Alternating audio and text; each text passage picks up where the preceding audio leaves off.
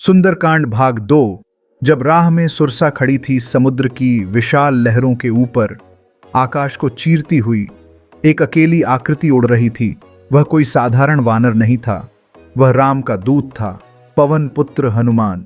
संकल्प में अडिग, धड़कनों में गूंजती थी एक ही आवाज, जय श्री राम, जय श्री राम। लेकिन रास्ता आसान कब होता है? जब मकसद बड़ा हो।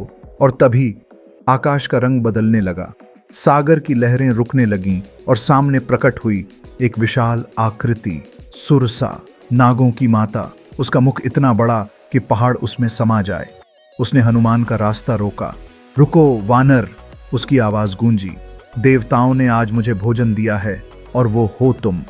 आकाश में उड़ता शरीर थम गया, लेकिन मन नहीं डगमगाया।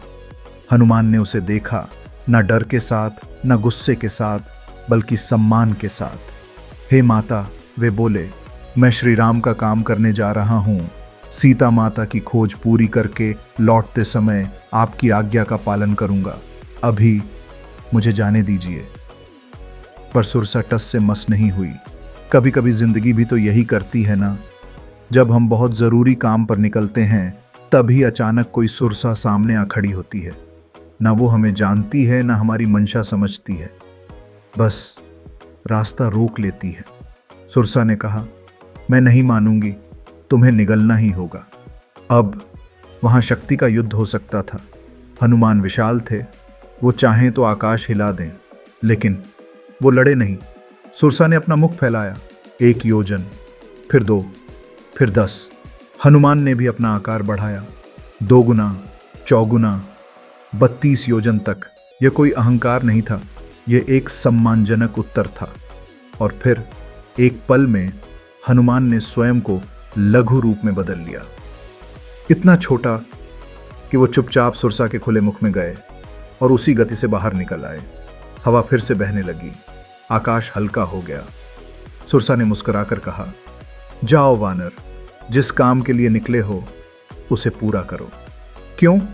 क्योंकि बल से बल टकराता है तो केवल टकराव होता है, लेकिन अगर सामने वाले को सम्मान, बुद्धि और नम्रता मिले तो उसका कठोर हृदय भी दुआ बनकर रास्ता दे देता है। हनुमान ने सिर झुकाया और फिर हवा के साथ आगे बढ़ चले। उनकी आंखों में अब और तेज चमक थी, उनके होंठों पर वही मंत्र, जय श्री राम, जय श्री राम। और उनकी उड़ान अब और भी ऊंची थी। क्या कभी आपके रास्ते में कोई सुरसा आई है जो दिखने में बहुत बड़ी थी, जिसे देखकर डर लग सकता था? पर शायद अगर आप भी हनुमान की तरह सम्मान, धैर्य और बुद्धि से बात करें तो शायद वो भी रास्ता छोड़ दे, क्योंकि सच्चा बल वही है जो अपने को संभालना जानता है।